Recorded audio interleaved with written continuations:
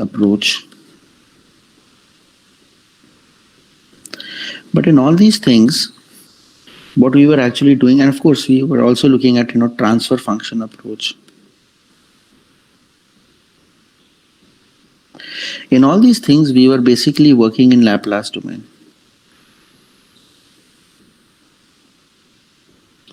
Most of the things were in terms of AS, HS, GS, etc.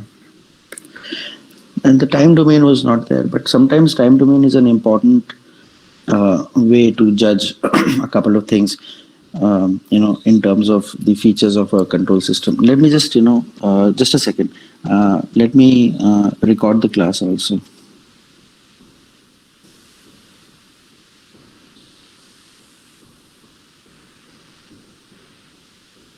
Yeah. Yeah. So time domain analysis also becomes important because it is kind of necessary to see how the output of a system is behaving with respect to time. It's not always that we are interested in the frequency content and the frequency characteristics. Time content are also very important, and therefore time domain analysis, we are going to be looking at things like GT, things like HT. You will have input XT, you will have output YTs, etc. So this is what is going to constitute the time domain analysis.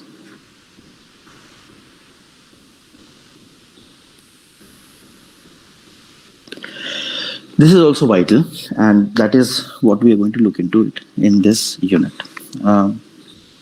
Moving ahead. So there are a couple of things that I want to talk about in the sense there is a term called time response.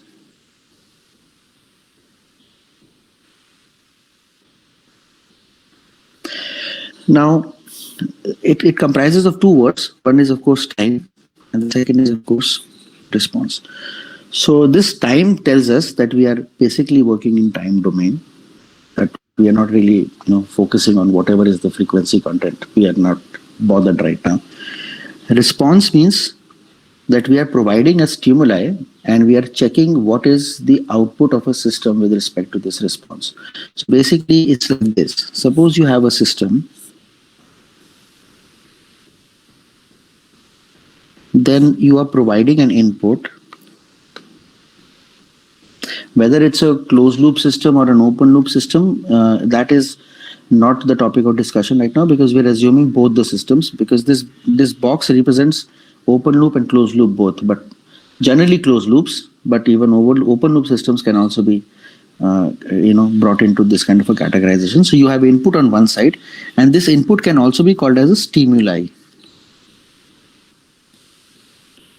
We will also call it another name, which is called as test signal.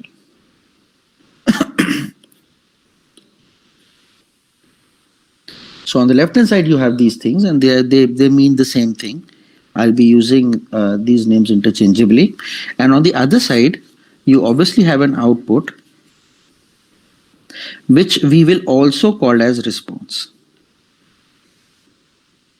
So that means that if I say that the system responds in this way, then the question should be that, okay, sir, the response is coming, but what was the stimuli? So response means how a system behaves when a certain input is given to it.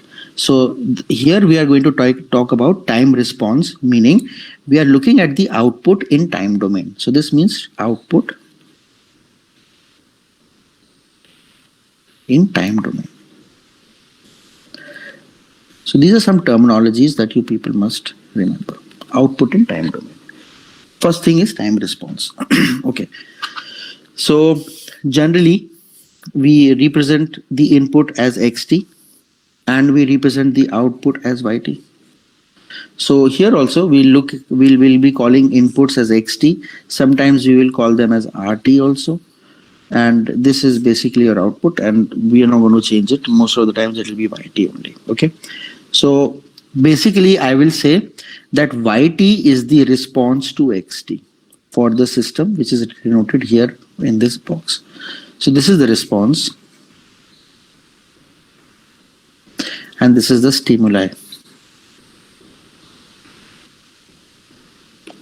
So this is one terminology that you must remember. Now, let's look at this response, which I'm calling as YT. I'm sorry. So in any system, this is a general statement. YT is actually a sum of two things. One is Y subscript T and Y SST. This is a general thing. Now, let me just tell you what these things are. Can anybody tell me what these things are? We had discussed this earlier in the class. Is there anybody who has some bit of inclination towards what they are? Can anybody tell me? Yes. Thank you. So this is basically your transient response. This is your transient response. And this is your steady state response.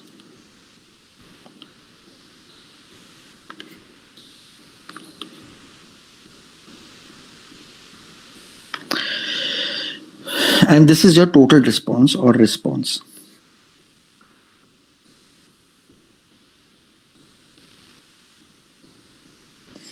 Now, what do we mean by transient and what do we mean by steady state is what we have to look into. Most of the times when we evaluate a response to the system, what we are really talking about is what will be the steady state response. We are not really focused too much upon the transient response because you already know that the system that we have designed is stable. So, in problems, if I say response and you evaluate something, it would basically mean the steady state response. But transients are important, and they give a valuable insight towards whether the system is stable or not. So what is YTT? So basically it is the response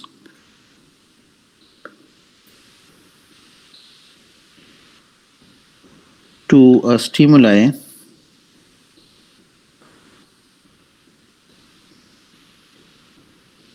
that tends to 0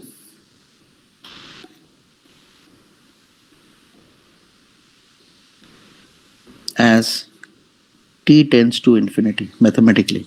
So basically I could say that it is that response that when time increases, it should go to 0. That is what it is. And if it does not go to 0, if limit t tends to infinity, yt does not tend to 0, the system is unstable.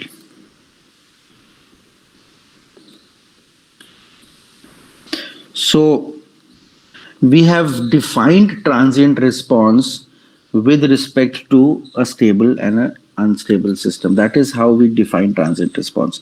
And it's a very simple thing. Like, for example, I will give you, I will say this. Suppose you are sleeping and suddenly you are asked to, wake up, and I turn on maybe 2 or 3 tube lights in your room. And then, you will kind of adjust your eyes a little bit. And then, after some time, maybe you'll curse the person who has opened the lights. And then after a while, you will be able to, absorb the intensity of light coming in your eyes. So your eyes, they flutter. You try to shut them, or you try to, rub them. Whatever you do it for some seconds, after which you are okay with the amount of light. So that is your transient response. So that is a small example. As similarly, systems also behave in a certain way. It's like a system is used to being in a certain state, and suddenly there is an input, or suddenly the input changes.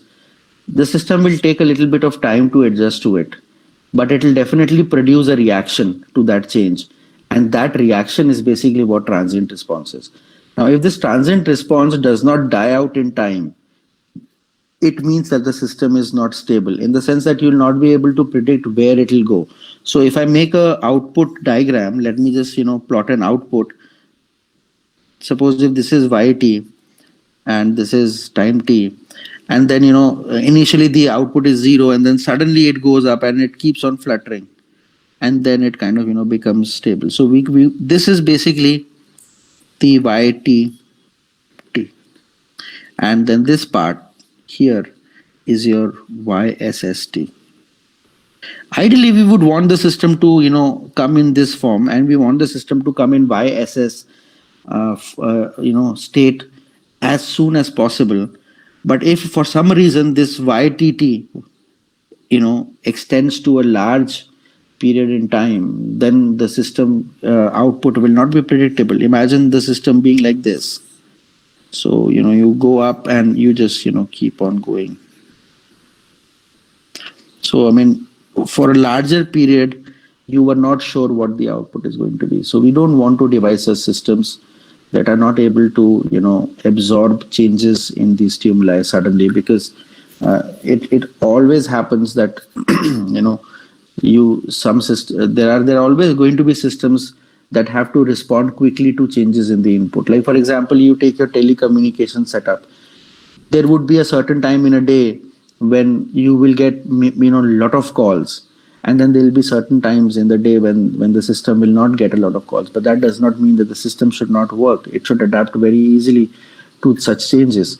Generally, if you just by applying a little bit of common sense, you'll realize that on weekdays, most of the time, period between say 9 a.m. to maybe 12 or 1 is a time when there is a maximum influx of calls. If the system breaks down at that time, the system doesn't respond to how it should be, then obviously the system is bad in terms of communication. You would want the system to work during that time. You would also want the system to work during night times when there are less number of calls compared to the morning. So we don't want systems behaving differently once the input changes, or it suddenly changes, or there are too many inputs. We don't want that to happen. So in time domain, that means that the transients must not be there for a long period of time. That is what is desirable. This is what is desirable. So there could be different ways in which you can define transients. One way is that it is that portion of the output that fluctuates very fast with respect to time. But from the perspective of control systems, we define it as that output that tends to 0 at large periods of time, at a time which is large in terms of from when the system started. So this is basically how we define a transient response. Steady state response is very simple to to define. It is basically that as limit t tends to infinity, YSST will probably take some value which is probably constant. So we know that now the output is what it should be, given that the input is not changed. So this would be some A or AT. Like for example, we could get a constant value also, and we could get a time fluctuation which remains the same. Like for example, there could be a system that that begins with a flutter, and then it just starts to vary as a sine wave. Now that is the steady state. So this would be the steady state. In that case, the output is not going to be constant, but it will be a predictable mathematical form, which is a sine wave. It could be a triangular wave, it could be a sawtooth wave, or whatever. So this is the period which is transient. So that is how we define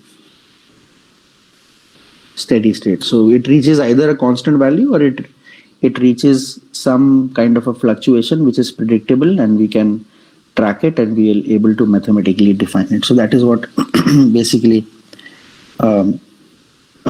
steady state response is. There is another very simple definition. It is that part. It is that part of the output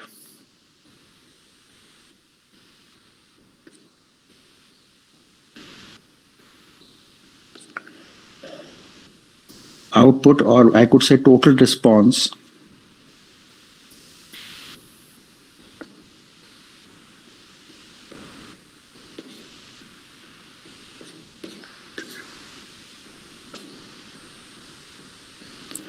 that remains after the transient dies out.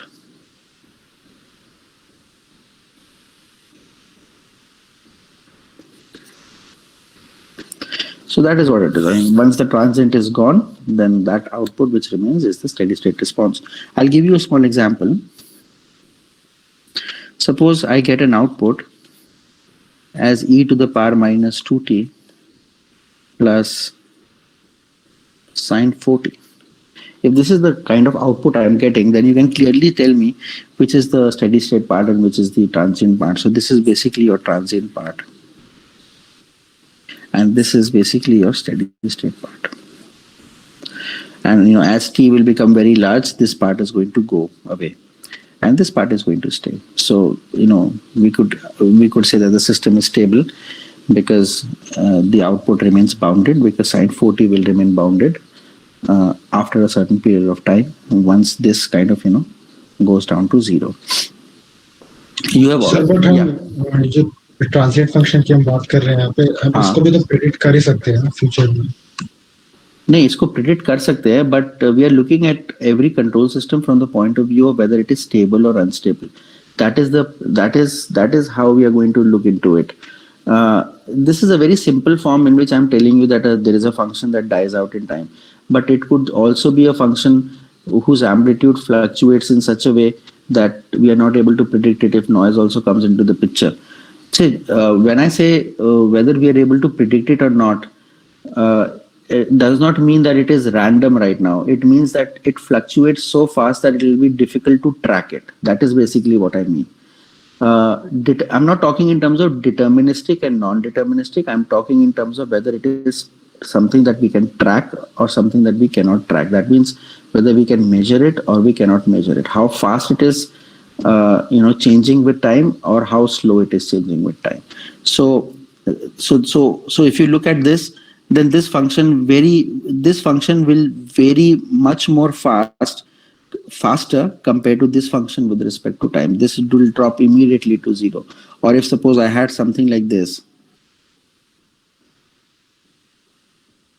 then here what will happen is that this output is going to go high very fast and the system will become unstable. So I think I will make it clear that when I say that it will be difficult to predict what the output would be, I am not talking in terms of whether there is randomness, but I'm talking in terms of how fast or slow the output is changing with respect to time.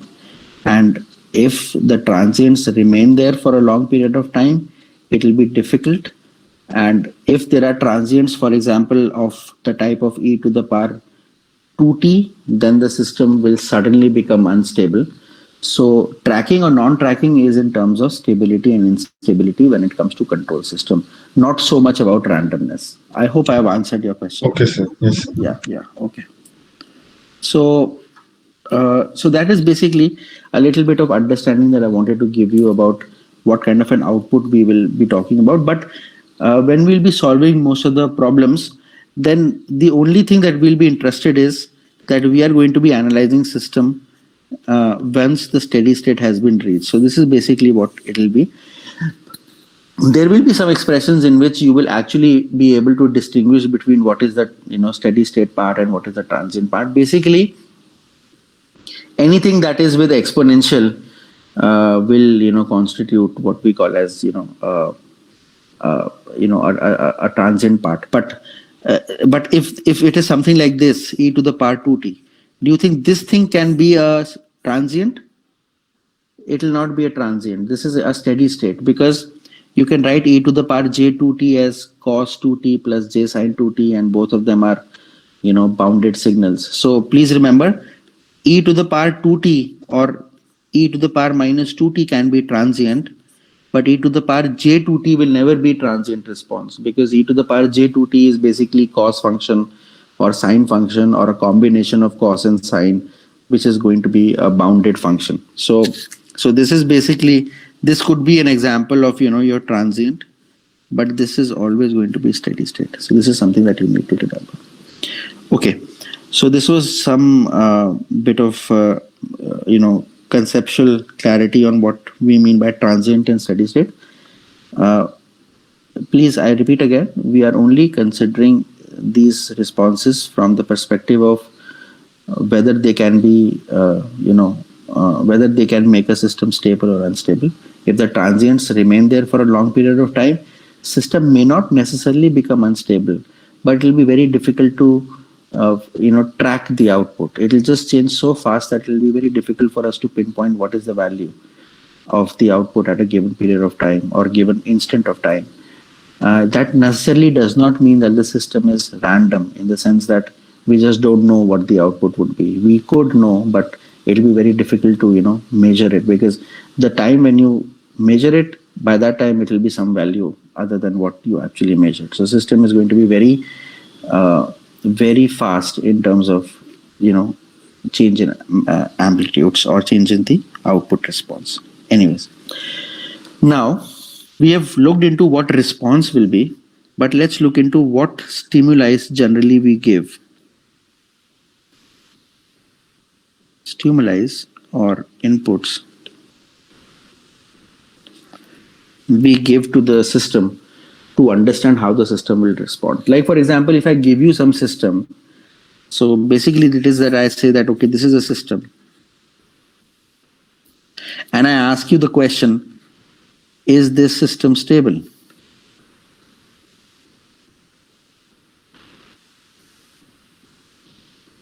So what is the way to go about it? Can anybody tell me? I mean, what do you think would be, if I just give you a system and I say test for its stability, what is it that you're going to do?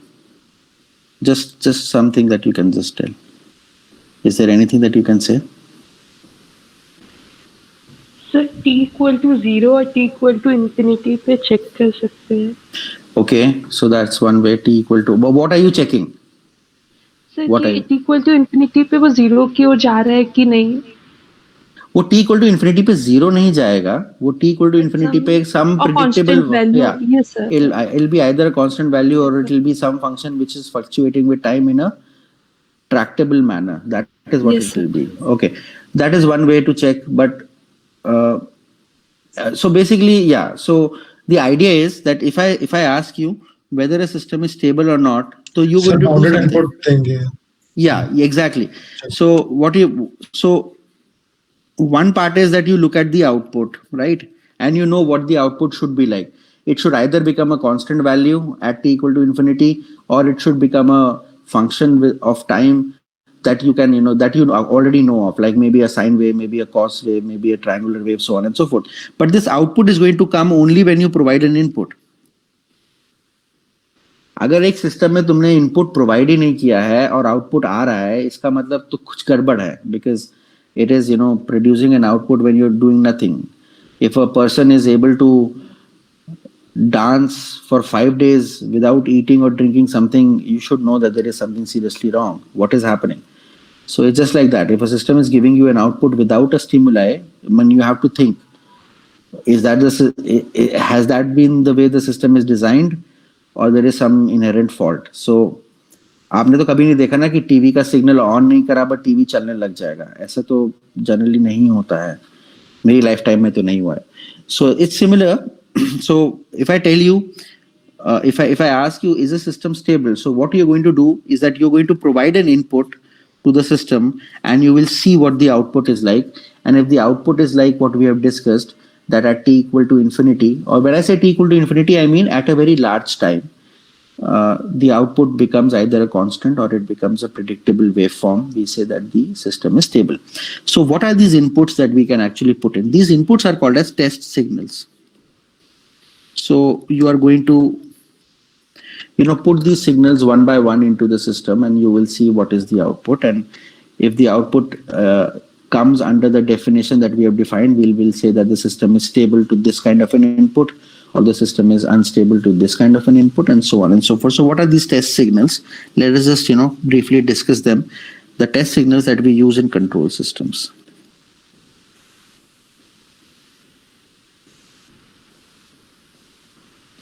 In time domain analysis.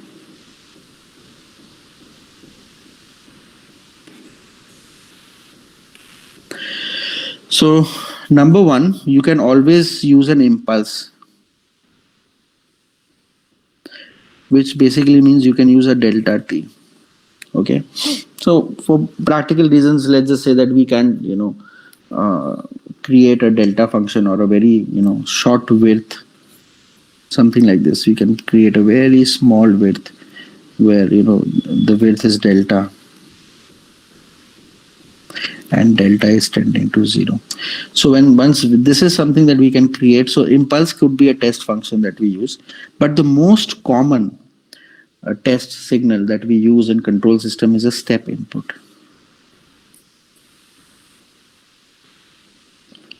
And that is basically your UT, or it is some RUT, where R is a constant and you have this. So this is basically something like this. You're using a R, and this is your, let me just call it XT here. So your XT is this kind of a signal. So this is the most favorite.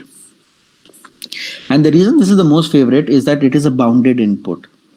Bounded in the sense that we know that its value will never increase beyond R. So this is the favorite input that is given to the system. Then you can also give what is called as a ramp input.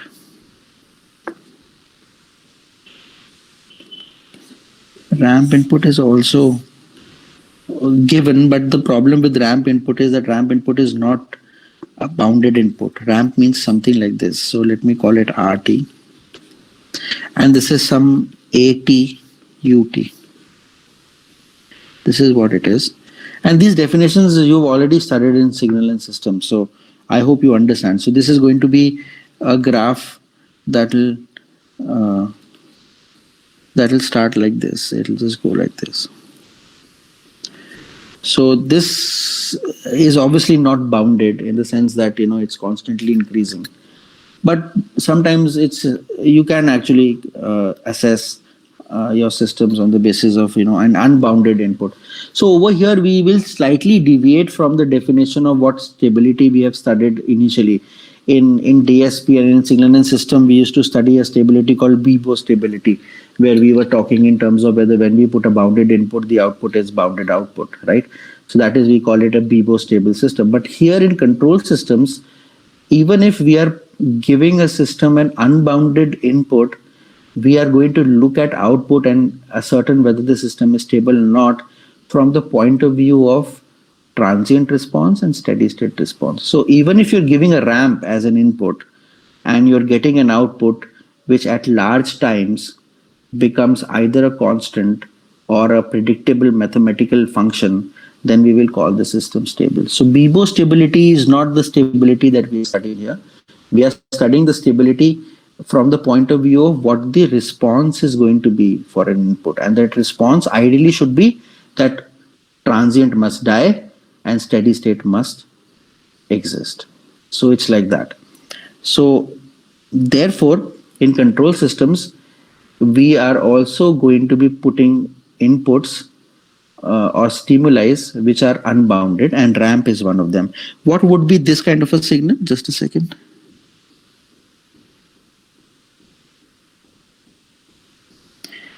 So if I say that RT is AT, ये इसको अगर मैं draw करूंगा तो कैसा होगा ये draw? Sir, y is equal to x type का. हाँ, so this will be basically a graph like this. So, and since we are talking, generally what we do is that we create all the signals to begin from t equal to 0 the signal that we will actually be using is going to be AT UT. The essence of multiplying anything with UT is essentially to start it from t equal to 0. So it will be something like this. So this is what it is, R1t. So this is basically what we'll use. If I would have, if I would have done UT minus A, then this would have been a signal which would have started at some A like this. So you shift it and it will begin from this period. So anyways, but this is basically what we are going to be using. Okay, so if I multiply anything with UT, it essentially starts from t equal to 0. So that is another input, third input I said. Now the fourth input that we give is what is called as a parabolic input.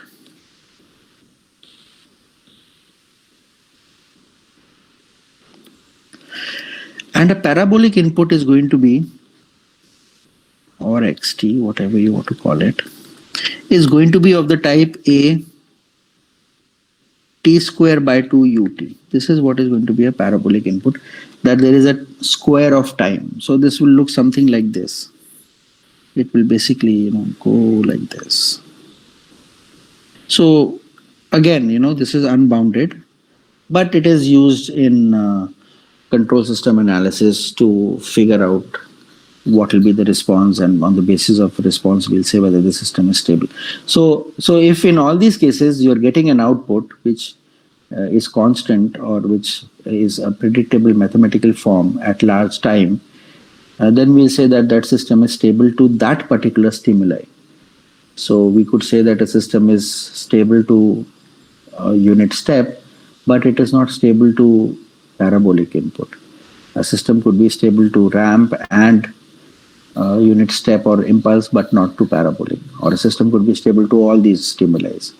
And please remember, the notion of stability and instability here now is whether at large time only steady state response exists, or at large time transient also exists. So if a transient is also existing, the system is unstable. If the transient dies down and only steady state remains, then the system is stable. So we are moving away from Bibo stability to analyze the stability in terms of steady state and transient response. That is the essence of stability actually, and that comes into perspective only in control systems. We don't study that in signal and system, but here we study it. Sir, is it possible कि एक type of stimuli पे system stable और दूसरे पे ना? हाँ, होता है, ऐसा होगा. देखोगे आप, जैसे generally if a system is stable system would be stable for a unit step, but the system will not be stable for a parabolic input. I mean you have studied this. मतलब जैसे I'll give you there is a small example. Suppose आपका जो, I don't know whether you people have seen, do you people have landlines in your home? So we used to have. अब तो generally everybody talks using a mobile, but landline numbers होते थे. तो landline जो होते हैं, they also require a certain amount of electricity for their functioning, and phone का socket अलग होता है. It requires a low amount of voltage. So it's like this, you put it in a socket which is only made for phones, then it will work. But if you put it in a socket where you generally would use maybe your TV, or maybe your AC, or maybe your iron with which you press your clothes, then the phone is going to burst. And I have bursted a lot of phones like that. It will just ring for 1 second, and then there will be a blast kind of a thing. So I have destroyed many phones like this and got beaten up also. But so what does this tell you? That tells you that the system is stable for a certain signal, but the system is gets damaged for some other signal. So here you can relate it to a system is stable to a certain voltage fluctuation, but the system is unstable to another voltage fluctuation. So it's like that. You see your chargers, they have a voltage range given in it, and they also have a frequency range given in it. Has anybody ever seen any electrical appliance like that? Yes. That tells you that it will be stable in its operation if the voltage remains between this to this, and it will be unstable if it goes beyond this, which essentially means that if the input changes, then the output will either be desirable or will be undesirable. So yeah, that is what it is. I hope I have answered your question, Daksh. Yes, sir. Okay, right. So do you remember um, a little bit of Singleton system? Do you remember what is a initial value theorem and a final value theorem? You remember all that? Do you do that? किसी को याद है? Do you know these terms? Initial value theorem and final value Yes, sir. theorem? Yes, sir. है ना? We'll come to that, but okay, you know. Okay, great. So I don't really need to spend a lot of time in it. I'll just probably mention it. Okay. Uh, we are now going to look into some time domain specifications. I think that's the time. Okay, it's 51. Maybe we can take a 5-minute break and then we'll come. Okay. So we'll take a break. We will meet again at 9:55. Okay. So we are taking a break now. Okay. And we'll reconvene at 9:55.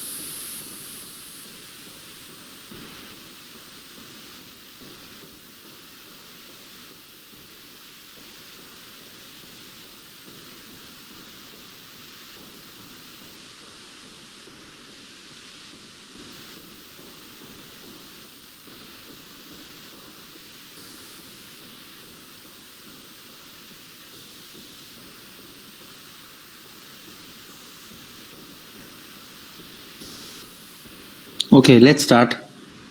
Are you here? Can we start? Yes, sir. Okay. So time domain specifications.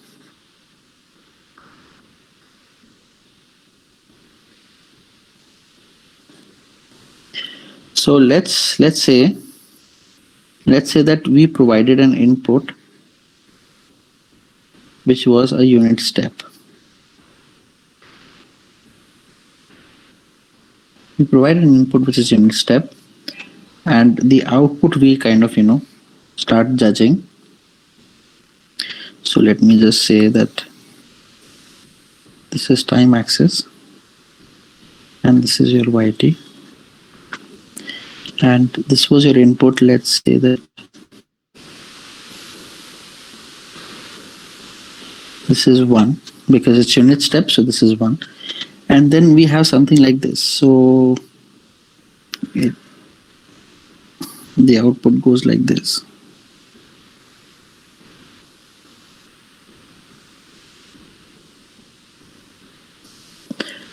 So this is what your output is.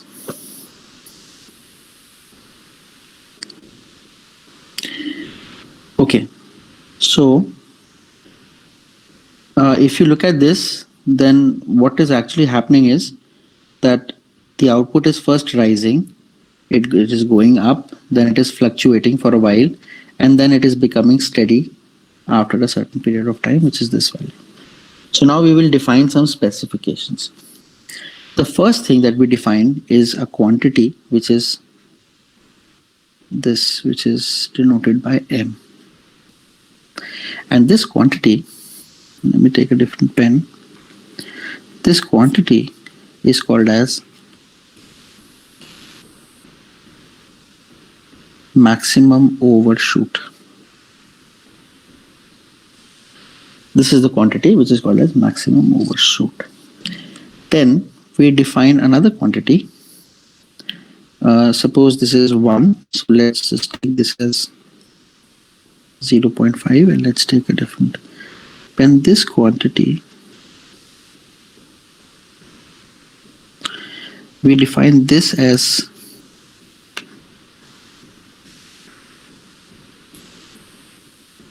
TR. This is what is called as this quantity. So this quantity is rise time. The pen has become thicker. This is rise time. Then no, sorry, this is delay time. Just a second, I'm sorry.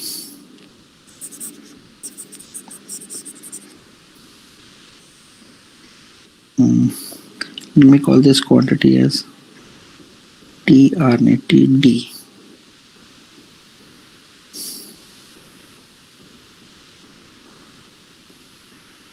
And let me just use red only. TD, and this is called as delay time.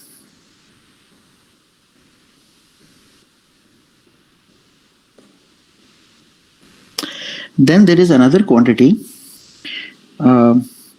which is defined like this. So let this value be 0.1, and here there be some value which is 0.9.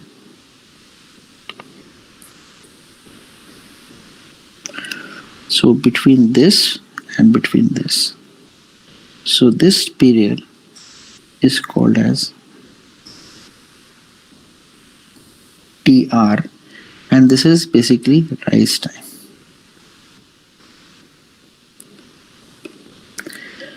Then there is another time interval which is defined from 0 to this point, and this is TS, this entire period.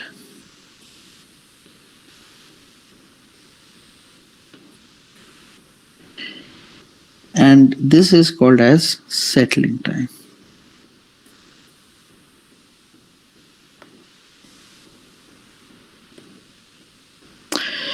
So we have defined 4 things. We have defined some quantity called M. We have defined a quantity called TS. We have defined a quantity called TR, and we have defined a quantity called TD. Let us give them some formal definitions as well. So first is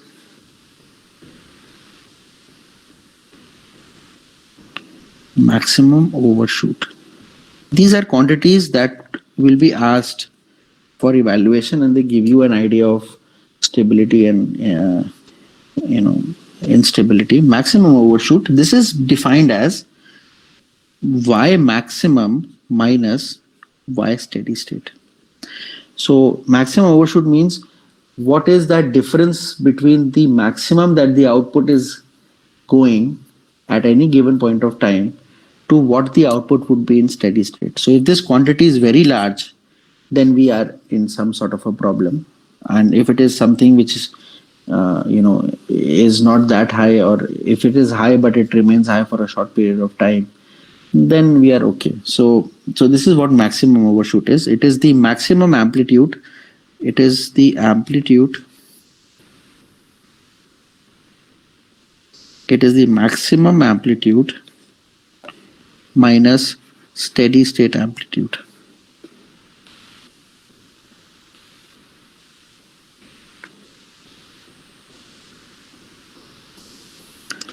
That is maximum overshoot. The next thing is delay time.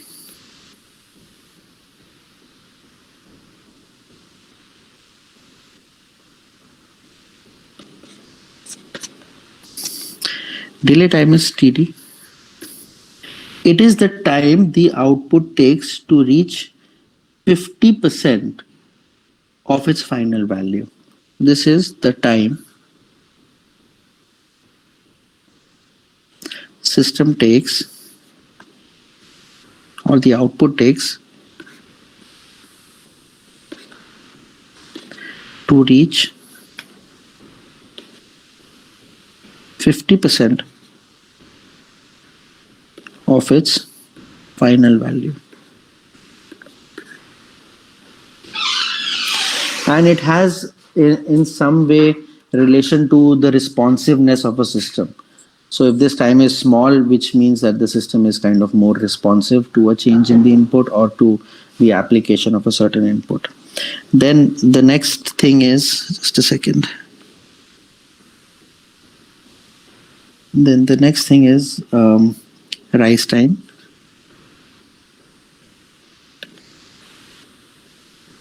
This also essentially judges the same thing, but we nevertheless define it. It is the time required for the response to rise from 10% to 90% of the final value. It is the time required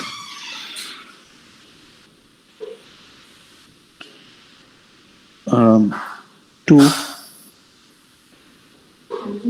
move from 10% to 90% of the final output.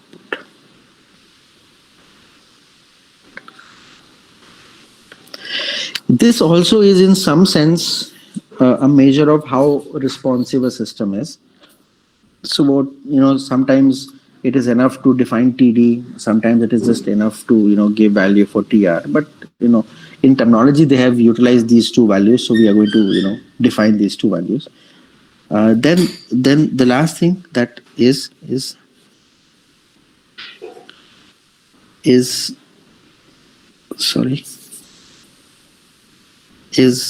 settling time.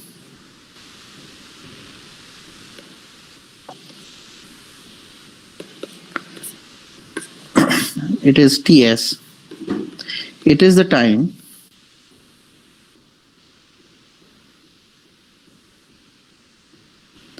taken to reach steady state value.